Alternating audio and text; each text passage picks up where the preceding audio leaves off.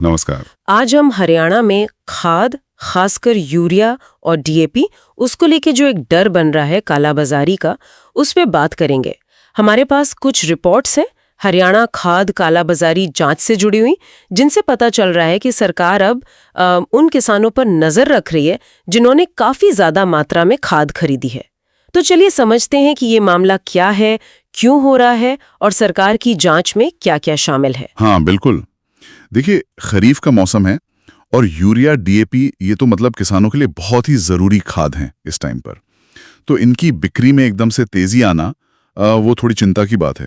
इससे supply chain पर दबाव पड़ता है और फिर शक होता है कि कहीं ये खाद कालाबाजारी में तो नहीं जा रही या कोई और इसका गलत इस्तेमाल तो नहीं हो रहा। हाँ, और आंकड़े जो हैं वो वाकई मतलब चौंकाने वाले हैं। इस साल देखिए 1 अप्रैल से 11 जुलाई के बीच ही यूरिया की बिक्री 6,63,714 मीट्रिक टन पहुंच गई। पिछले साल इसी टाइम में ये 5,39,542 मीट्रिक टन थी। काफी बड़ा अंतर है, बहुत बड़ा अंतर है। तो सवाल उठता है कि भाई ये बढ़ोतरी क्यों? इतना ज्यादा खाद जा कहाँ रहा है? क्या ये सब खेती में ही लग रहा है? और सरकार को भी शायद यही शक है कि कहीं जमाखोरी या हेराफेरी तो नहीं हो रही। बिल्कुल, और इसी शक के आधार पर सरकार ने अब वो जिसे कहते हैं ग्राउंड लेवल वेरिफिकेशन, मतलब जमीनी स्तर पर सत्यापन, वो शुरू किया है। इसके लिए जो integrated fertiliser management system portal है IFMS, उसकी डेटा का इस्तेमाल हो रहा है।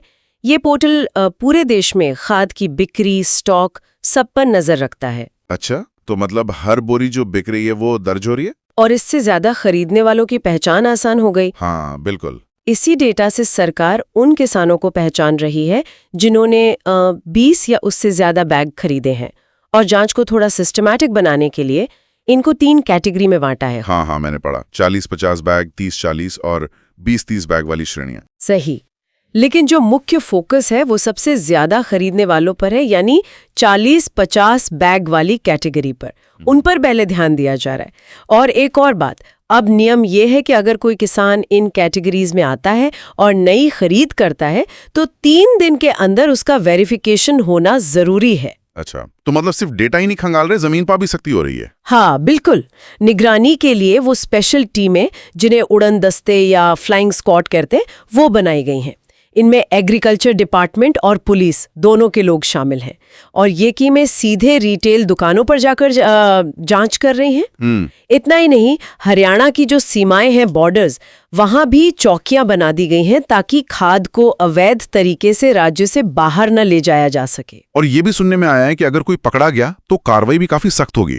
सूत्रों से पता चला है कि बड़ी सजा का प्रावधान है। ये बड़ी सजा क्या है, ये शायद अभी साफ नहीं है। हाँ देखिए, ये शब्द इस्तेमाल हुआ है, बड़ी सजा। अब इसकी डिटेल तो शायद आगे पता चले, लेकिन ये जो पूरी कवायद है ना, ये सिर्फ कुछ बड़े खरीदारों को पकड़ने के लिए नहीं है। इसका जो बड़ा मकसद है वो ये है कि खाद, जो इतना जरूरी संसाधन है खेती के लिए, उसका बंटवारा सही तरीके से हो। खासकर अभी बुआई का इतना अहम मौसम चल रहा है, क्योंकि अगर कालाबाजारी होती है तो सबसे ज्यादा नुकसान छोटे किसानों को होता है। उनको टाइम पर खाद नहीं मिलती, सही दाम पर नहीं मिलती। तो सरकार इन कदमों को एक तरह से बचाव के उपाय के तौर पर देख रही है, रोकथाम के लिए। सही बात है। तो कुल मिलाकर देखें तो ये जो बढ़ी हुई बिक्री के आंकड़े हैं, फिर सरकार की जांच, इसमें IFMS डेटा का इस्तेमाल हो रहा है, किसानों का वेरिफिकेशन हो रहा है, और जमीनी स्तर पर ये फ्लाइंग स्क्वाड की निगरानी, ये सब मिलकर एक बड़ी कोशिश लग रही है खाद की संभावित कालाबाजारी को रोकने की। इससे ये तो जाहिर है कि सरकार खाद के सही इस्तेमाल को लेकर काफी गंभीर है। हम एक बात और नोट करने वाली है कि इस पूरे प्रक्रिया में टेक्नोलॉजी, मतलब ये जो पोर्टल डेटा है, बिल्कुल, इसका रोल कितना अहम हो गया है। बिल्कुल। खैर, अंत में एक सवाल जरूर मन में आता है। देखिए, एक तरफ तो ये जरूरी है कि संसाधनों का नियंत्रण हो, कालाबाजारी रुके, तो ऐसी निगरानी करनी पड़ती है। लेकिन दूसरी तरफ वो किसान भी हैं जिन्हें शायद वाकई में ज्यादा खाद की जरूरत हो, बड़े किसान हो। तो ऐसे में इस तरह की जो टारगेटेड निगरानी है और जो वास्तविक जरूरत वाले किसान हैं, उन पर पड़ने वाले असर के बीच एक संतुलन कैसे साधा जाएगा, ये सोचना भी अहम है। ये एक महत्वपूर्ण सवाल है जिस पर शायद आगे और ध्यान देना होगा।